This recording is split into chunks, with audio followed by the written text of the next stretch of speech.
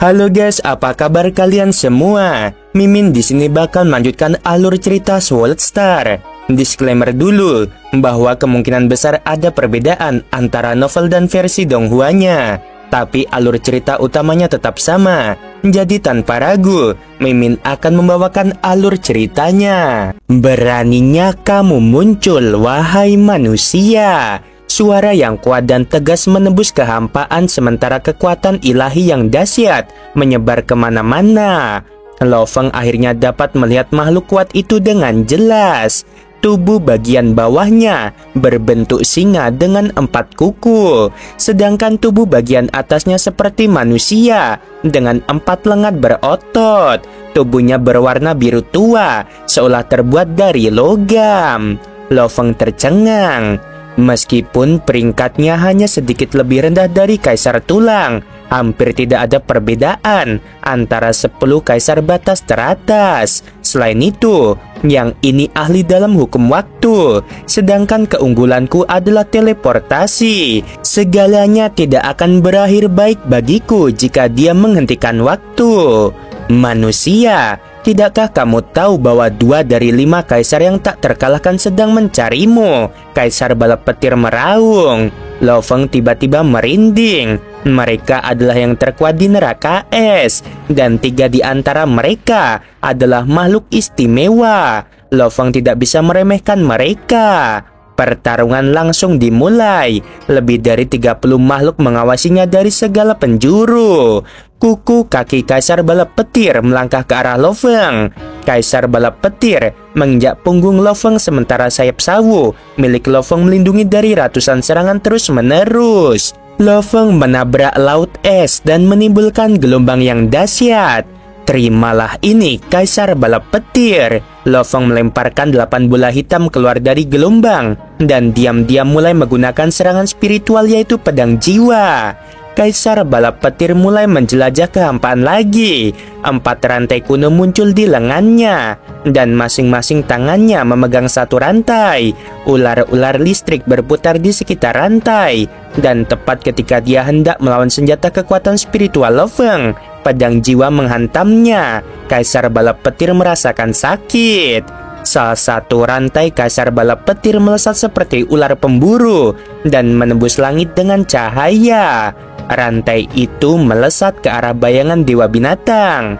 8 bola hitam mengenai rantai, tetapi memantul kembali. Manusia, apalagi yang bisa kamu lakukan selain lari? Kaisar balap petir tertawa tanpa berpikir dan terbang ke arah Lo Feng. Ia memegang 4 rantai yang masing-masing sangat menakutkan dan mengubah wilayah itu menjadi wilayah rantai petir.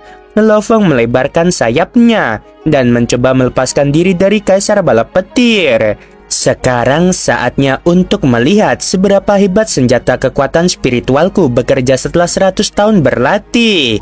16 bintang terbang ke atas, terhubung oleh puluhan ribu benang yang memicu hukum asal. Dewa binatang besar yang panjangnya lebih dari 1000 meter muncul di atas laut es. Dewa binatang itu tampak tidak stabil, seolah-olah bisa hancur kapan saja. Namun, setiap sisi pada ekor dewa binatang itu sangat unik. Sisi-sisi itu saling melapisi dan membentuk ekor yang memancarkan kekuatan maha kuasa. Bagus, Lo Feng tersenyum. Itu benar-benar dapat menangkis serangan Kaisar balap petir seperti yang diharapkan. Peta bintang tidak akan mengecewakanku jika aku mempelajari hukum senjata kekuatan spiritual secara menyeluruh. Semua makhluk yang menyaksikan pertempuran itu, mereka terkejut luar biasa. Mereka telah hidup di neraka es begitu lama sehingga 100 tahun hanyalah sekejap mata bagi mereka. Mereka tidak dapat membayangkan bahwa manusia yang hanya bisa melarikan diri saat melawan Kaisar Tulang kini dapat mengalahkan Kaisar balap petir dalam pertarungan jarak dekat. Menciptakan jurus rahasiaku sendiri adalah satu-satunya cara untuk memanfaatkan harta karun itu, kata Lo Feng. Salah satu pelayan Kaisar Mata Perak terbang di bagian timur. Ia mengenakan baju besi hitam. Dia tiba puluhan juta kilometer jauhnya dari medan perang dan melihat dua bayangan. Yang lebih besar adalah bayangan dewa binatang dan yang lebih kecil adalah Kaisar Balap Petir. Pelayan itu membuka matanya lebih lebar dan melihat sosok manusia. Dia langsung kembali dengan tergesa-gesa. Bayangan dewa binatang menyerbu sambil meraung. Kaisar Balap Petir melambaikan rantai di tangannya. Rantai itu perlahan-lahan menembus ruang dan kecepatan waktu di berbagai area berubah. Rantai itu terhantam, sementara ekor dewa binatang secepat kilat menyapu Kaisar Balap Petir dan menghancurkannya. Sialan! Tubuh Kaisar Balap Petir berkumpul kembali dan dia menarik rantainya. Manusia sialan, kamu membuatku melakukan pembakaran tubuh. Kaisar Balap Petir meraung dan kekuatannya menjadi ratusan kali lebih kuat. Dia menghancurkan dewa binatang. Lo Feng terkejut. Kaisar Balap Petir membakar tubuhnya. Kamu boleh pergi sekarang, Kaisar Balap Petir. Lo Feng mengepakkan sayapnya dan terbang seperti seberkas cahaya yang berliku-liku. Pada saat yang sama, 16 bintang terbang kembali ke telapak tangan Lo Feng. Sudah terlambat bagimu untuk melarikan diri sekarang. Kaisar Balap Petir sangat marah dan terus mengejar Lo Feng. Dia ingin menggunakan jurus penghenti waktu, namun Lo Feng berlari semakin jauh dan dia tidak yakin apakah itu akan berhasil atau tidak. Manusia jahat. Kaisar Balap Petir murka. Ia tidak bermaksud menghabisi manusia itu. Sebaliknya, ia hanya bermaksud memaksa manusia itu membakar tubuhnya. Tapi dia tidak menduga bahwa dia akan gagal. Kaisar Balap Petir berubah menjadi seberkas cahaya dan menghilang. Di neraka es utara, di dalam istana di puncak gunung es, orang yang bertahta itu berdiri. Apakah kamu serius? Kata Kaisar Mata Perak. Tuan, aku tidak berbohong, kata pelayannya. Manusia itu sedang melawan Kaisar Balap Petir sekarang. Kita harus segera pergi. Pertarungan akan berakhir jika kita datang terlambat. Di atas lautan es, semua makhluk kuat ingin kembali ke rumah mereka. Pertempuran itu membuat mereka terkejut. Ketika makhluk-makhluk itu kembali ke rumah mereka, mereka merasakan gelombang energi yang mengerikan yang membuat mereka mendungak ke atas es. Sosok seputih salju melayang di langit, memancarkan kekuatan yang menguasai makhluk-makhluk itu. Di sisi lain, Lo Feng mendesah pelan. Perbedaan antara orang-orang kuat di dalam dan di luar neraka es terwujud dalam Kaisar Balap Petir. Makhluk kuat seperti dia pasti memiliki beberapa harta karun. Setidaknya salah satunya adalah perisai. Tubuhnya akan mudah hancur oleh bintang-bintangku jika dia tidak memiliki harta karun perisai. Namun, jumlah harta karun di neraka es jauh lebih sedikit dan semuanya dibawa oleh orang-orang kuat. Lo Feng bersiap untuk terbang, namun kekuatan dahsyat menyebar. Lo Feng mendongak. Itu Kaisar Mata Perak, kata Lo Feng dengan ketakutan. Salah satu dari 5 kaisar yang tak terkalahkan. Dia sudah tahu betapa menakutkannya Mata Perak. Namun saat Lo Feng benar-benar melihatnya, entah dari mana rasa bahaya yang besar muncul. Kaisar Mata Perak berdiri jauh dan berkata dengan suara tenang, "Manusia, berikan aku akun anonim ke alam semesta virtual atau kamu akan mati." Lo Feng merasa dirinya dalam bahaya, tetapi dia menatap Kaisar Mata Perak dengan tajam dan berkata, "Aku tidak punya akun anonim. Maukah kamu membiarkanku pergi? Aku akan menghabisimu dan memeriksa cincin dunia milikmu." Kaisar Mata Perak mengabaikan Lo Feng. "Apakah kamu tidak percaya padaku?" kata Lo Feng. "Aku tidak percaya siapapun kecuali pelayanku," kata Kaisar Mata Perak. Pelayan berbaju hitam itu melotot ke arah Lo Feng dan berteriak, "Serahkan sensor anonim itu sekarang, manusia, atau Tuan akan menghabisimu. Jangan bilang kamu tidak punya sensor itu. Kami tidak percaya padamu." Lo Feng mengangguk.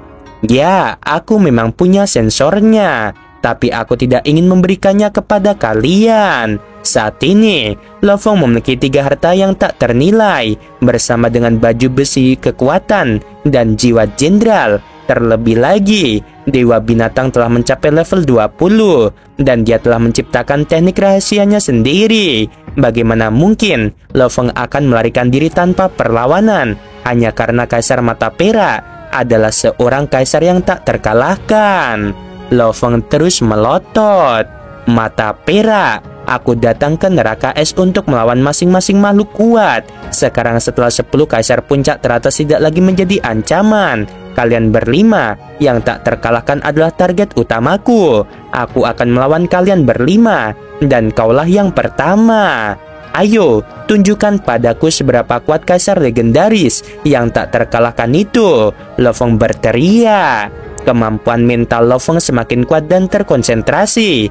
Hanya pertarungan semacam ini yang dapat membuatnya lebih kuat. Kaisar Mata Perak melambaikan telapak tangannya yang transparan, sementara budaknya menatap Lo Fong dengan iba. Tangannya tampak seperti berlian ringan, dan saat dia melambaikan tangannya, Lo Fong merasakan perubahan bentuk di area tersebut. Lo Fong mengepakkan sayapnya dan mencoba melarikan diri sambil memanggil 16 bola hitam. Puluhan ribu benang mulai menghubungkan bola-bola itu dan membentuk bayangan Dewa Binatang. Tidak mungkin kamu bisa melarikan diri. Suara Kaisar Mata Perak masih bergema. Sebuah telapak tangan raksasa terbentuk. Telapak tangan kristal es itu berbalik dan mencoba menampar Lo Fong. Apa ini? Serangan hukum ruang angkasa. Lo Fong memanipulasi bayangan Dewa Binatang untuk menyerang telapak tangan sambil menghindarinya dengan sayap sawu. Kaisar Mata Perak adalah orang yang ahli dalam hukum waktu dan telah mempelajari hukum ruang, kata Lo Fong dengan kagum. Ia jauh lebih baik dalam hukum waktu daripada hukum ruang, tetapi ia masih dapat menggunakan kekuatan tersebut dengan memanfaatkan hukum ruang. Dia sangat luar biasa. Lo Fong bisa merasakan betapa kuatnya Kaisar Mata Perak. Konstitusi tubuhnya puluhan juta kali lebih kuat daripada penguasa sektor, dan gerakannya sangat hebat. Serangan sederhana dapat menahan serangan terkuat dari harta karun Lo Fong yang berasal dari latihannya yang intens. Kaisar Mata Perak menghela napas. Bagus sekali kamu mau melakukan serangan pertama. Sekarang aku mengerti mengapa kamu begitu sombong. Aku tidak sombong, tapi percaya diri, kata Lo Fong. Berhentilah membual dan tunjukkan gerakan terbaikmu. Kaisar Mata Perak menghadap Lo Fong. Ia merasa seperti sedang ditatap oleh banyak mata meskipun Kaisar Mata Perak masih belum membuka matanya. Sebuah jari kristal muncul tepat di depan Lo Fong entah dari mana. Seluruh ruang telah membeku. Dengan demikian, Lo Fong tidak dapat memindahkan dirinya sendiri. Jelas, Kaisar Mata Perak unggul dalam aliran waktu. Kaisar Mata Perak mendesah dan mencoba menusuk Lo Fong dengan jari berliannya. Kemampuan mental Lo Fong menjadi liar dan menguatkan seluruh tubuhnya. Sayap sawu, peta bintang, dan mutiara menara semuanya bergetar. Hancurkan! Lo Fong meraung dalam benaknya. Sayap sawu mengikis jari itu. Lo Fong terpental seperti meteor di bawah gelombang kejut yang dahsyat. Lo Fong merasa lega. Beruntung aku bisa melepaskan diri dari penghentian waktu. Kaisar Mata Perak itu licik. Telapak tangan raksasa dan jari kristal keduanya dibentuk oleh kekuatan dewa dari jauh yang membuatku kurang berhati-hati terhadap kekuatan di sekitarku. Begitulah cara kerja jurus itu. Pikiran membanjiri benak Lo Fong. Tentu saja, alasan utama penghentian waktu bekerja padaku adalah kekuatannya. Meskipun kekuatannya meresap, kekuatan utamanya masih berada di sekitar jarinya yang jauh dariku. Dia benar-benar mampu melakukan penghentian waktu, dan itu mulai berlaku, yang berarti dia jauh lebih kuat daripada Kaisar Bala Petir. Aku belum pernah bertemu makhluk yang lebih kuat dalam praktiknya. Lo Fong melayang di langit dengan sayap terbuka. Benar-benar gerakan yang licik. Sayangnya gerakan itu tidak berguna. Kaisar Mata Perak, tunjukkan gerakanmu yang lain. Meskipun keterampilan menyerang Lo Fong merupakan kekurangannya, ia memiliki kemampuan bertahan yang luar biasa. Ia memiliki kekuatan pertahanan tubuh yang kuat dan pertahanan jiwa bahkan lebih kuat lagi. Lo Fong berpikir, walaupun aku tidak mampu menyerangnya seperti yang dilakukannya, tapi aku dapat melindungi diriku sendiri tanpa masalah. Manusia, kamu memang kuat, kata Kaisar Mata Perak perlahan. Aku akan pergi jika kamu bisa bertahan hidup. Semua makhluk lain yang terkena jurus ini telah mati kecuali 4 kaisar tak terkalahkan lainnya. Ini adalah Silver Star. Tubuhnya yang perkasa mempengaruhi aliran waktu di sekitarnya, dan gelombang energi yang diciptakannya menggetarkan ruang saat ia melakukan gerakan puncaknya. Matanya yang putih keperakan tidak memiliki pupil. Ia menatap Lo Fong. Ruang itu terus retak karena kekuatan mata yang seperti dewa. Sebuah mata muncul di tubuh Kaisar Mata Perak yang transparan, dan seluruh tubuhnya yang tidak berada di dalam baju besi itu ditutupi oleh mata. Yang paling kuat dari semua mata adalah yang ada di wajahnya, dengan lingkaran cahaya keperakan di sekelilingnya. Kekuatan ilahi yang tak terlihat itu menyerbu tubuh Lo Fong saat mata itu terbuka. Tidak heran, aku merasa sedang ditatap oleh Kaisar Mata Perak. Makhluk istimewa macam apa dia itu? Pikiran ini terlintas di benak Lo Fong saat melihat mata keperakan itu. Dan kekuatan itu mengenai tubuhnya setelah menembus sayap sawu dan armor jenderal. Dewa binatang meraung, tetapi tidak dapat bertahan sedikit pun terhadap serangan ini. Cahaya itu menembus jiwa Lo Fong. Lo Fong tiba-tiba jatuh ke dalam ilusi. Apakah dia ingin menipuku dengan ilusi ini? Sungguh konyol. Hancurkan. Lo Fong memiliki tekad yang sangat kuat yang membantunya keluar dari ilusi tanpa perlu berusaha. Pemandangan di sekitarnya lenyap dan dia memasuki alam lain. Ada ilusi lagi. Hancurkan. Lo Fong berpikir kuat dan berhasil menembus ilusi demi ilusi. Namun, ilusi itu terbentuk secepat ia bisa menghindarinya dan terus terbentuk. Lo Fong merasa seperti telah jatuh ke dalam lingkaran ilusi yang tak berujung, seolah-olah ia telah menghabiskan jutaan tahun di dalamnya. Ini bukan ilusi biasa. Aku belum pernah mendengar ilusi seperti ini, dan gerakan itu sangat tidak biasa. Kurasa itu teknik rahasianya. Lo Fong telah jatuh ke dalam ilusi untuk waktu yang cukup lama, tetapi dia tetap tenang. Keinginannya menjadi tajam dan kuat. Meskipun Lo Fong terjebak dalam ilusi tak terbatas, dia tidak terburu-buru karena dia tahu hanya sedetik telah berlalu di luar ilusi dengan terhubung ke tubuh bintang bertanduk emas. Tentu saja dia tidak akan mampu melakukan itu tanpa tekadnya yang kuat. Jika tidak, dia akan bingung. Setelah melakukan jurus itu, semua mata yang tertuju pada kulit Kaisar Mata Perak menghilang dan retakan di dahinya tertutup. Ini adalah teknik rahasia dan hanya ada 2 cara untuk keluar darinya. Yang pertama membutuhkan kekuatan ilahi yang dahsyat atau harta pelindung jiwa. Dalam kasus Lo Fong, dia pasti bisa menggunakan mutiara menara untuk menghancurkannya. Yang kedua, mengharuskan seseorang untuk menghancurkan semua ilusi satu demi satu. Itu membuat ilusi itu bertahan sangat lama, sedangkan dalam kenyataannya itu hanya sekejap mata.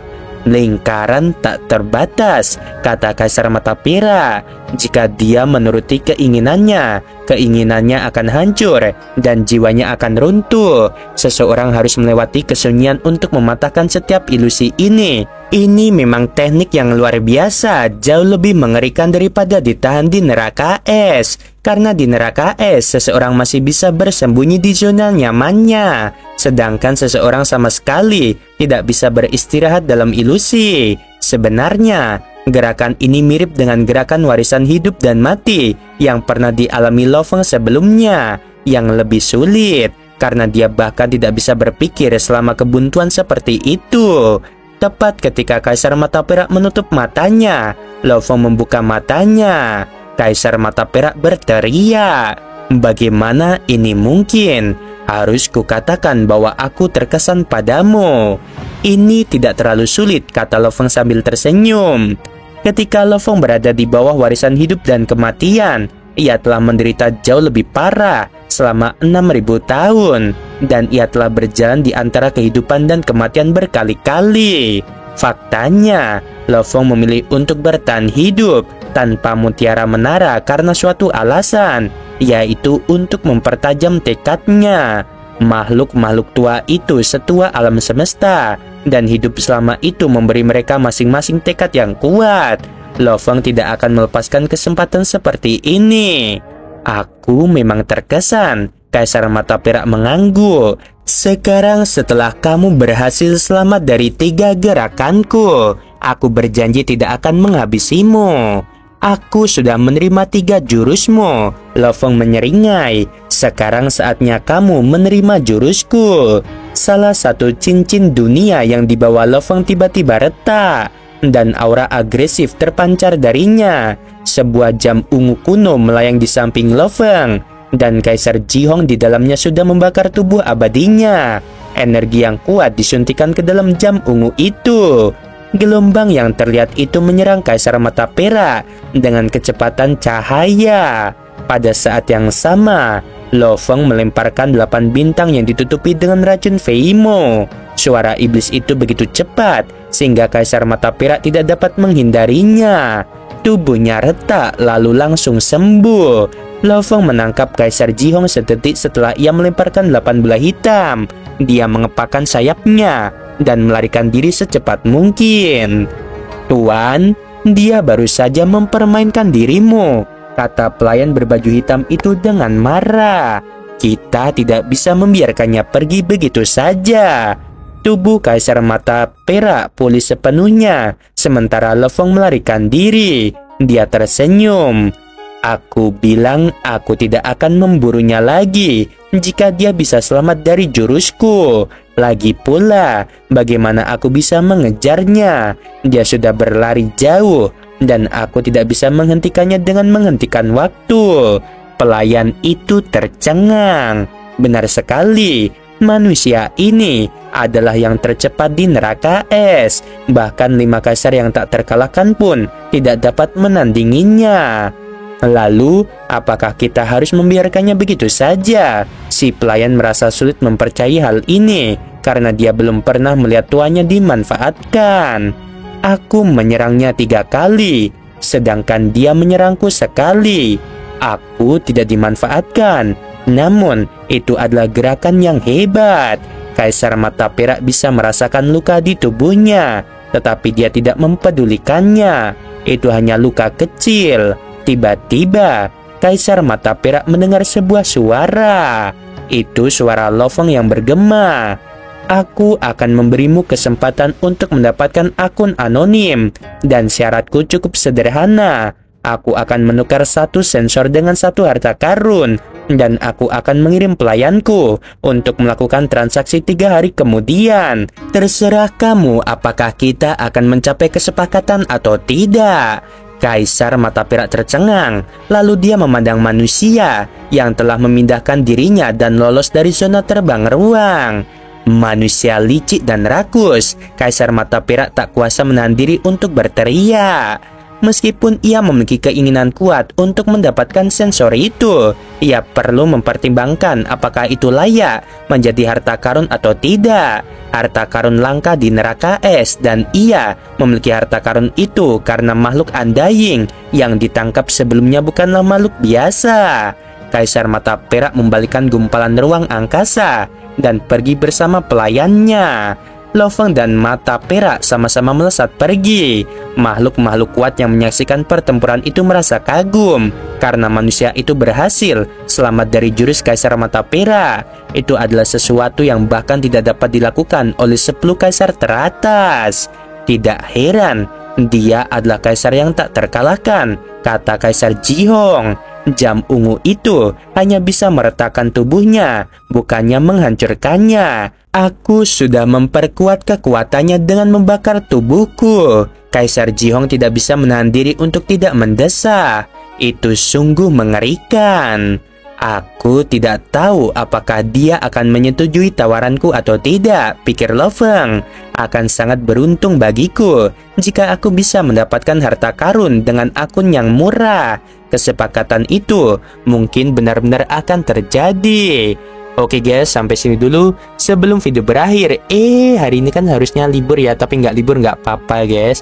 Emang pengen mempercepat tamat ya. Sebelum video berakhir, Mimin mau bilang sungguh membagongkan. Terima kasih.